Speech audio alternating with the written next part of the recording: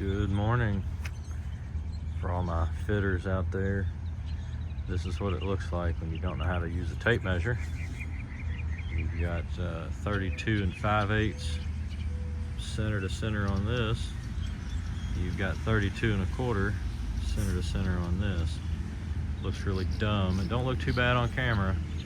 It looks really dumb in person. So learn to read a tape measure. That's the tip of the day. Yeah, I don't know who built this, but I got to rebuild it, change it out. We got a meter that's not doing something correctly, and they can't get the correct gas bill or something. So we're going to redo this. We're going to try to make it where it looks a little bit better. It's not too weird, but in person it looks really dumb. Yeah, tip of the day. Read a tape measure.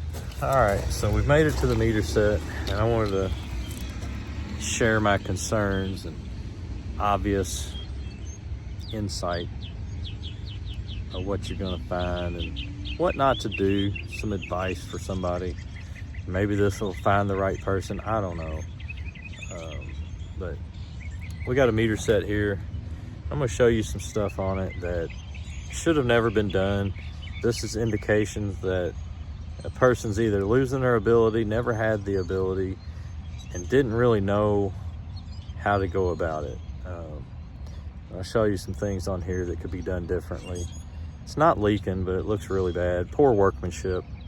They were at the end of their career, I believe, and they either gave up or didn't know any better. I don't know, but this is why we need to train and try to do the best we can. So let's take a look at what I found.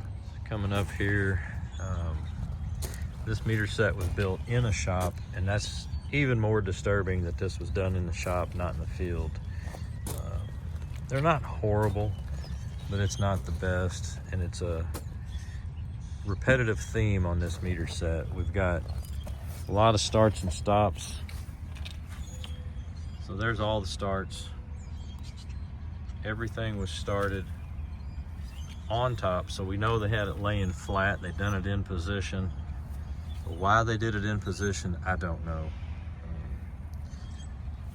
All of your starts and stops right there, that's just bad. That's poor workmanship. They didn't grind their starts and stops at all, but every one of them was done this way, and they did it the hard way. And then let's take a look at the bottom. So we know this is the bottom side. Not horrible, but then you start seeing stuff like this. Lumps on the welds. Probably had a leak, they made a repair. All of the bottoms are kind of the same. That one's got a little porosity in it. They painted over it. I don't know why they did what they did. We have tools.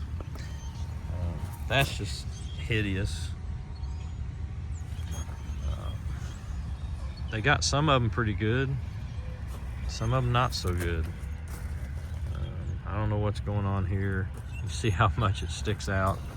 I mean, it's wider than my thumb. I got a greasy thumb.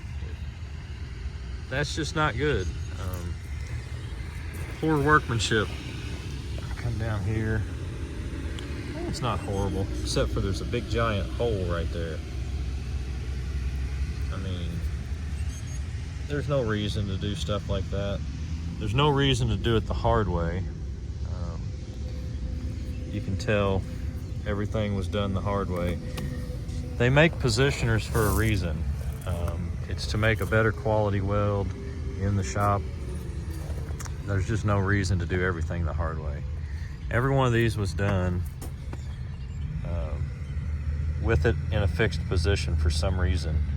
And again, the dimensions from the center line of this down here to the center line of this up here is a 1/2 inch difference than what it is on this end to there. So again, there are easier ways to do things, so let's search out the easy way to do things.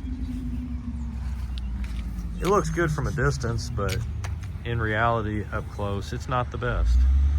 So let's try to do better, but that's why I use the positioner in the shop. It just makes for a better quality weld. Moving around to this side now. I'm not going to claim any of this. We're not claiming this because we didn't do it. These were probably done maybe in the field. I don't know. They're not the best either. This is the customer's property, and this is the gas supplier's responsibility for us. Oh man, here's another good one. Check this one out. I really like this one. Yeah. Again, so let's not do things the hard way. Yeah. So there's our welding inspection for the day. Let's see what else we can find. So I don't know. I don't know why they decided they were going to use they just left it on jack stands and welded it the hard way. I don't know why. I don't know why people do that. We have tooling nowadays to help us out, so let's utilize that. Make life easy on ourselves. Here is an example of my welding positioner.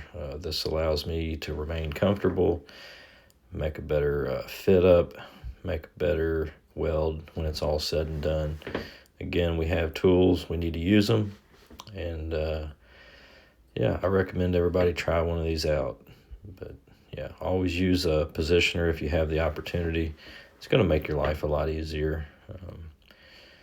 Yeah, so there you can see how easy it really is. So there you go. Be safe, get paid, have fun. That's the name of the game. Try to do a better weld every chance you get. Try to make the next weld better than the last one. So we're going to keep on fitting this up and keep welding. Be safe.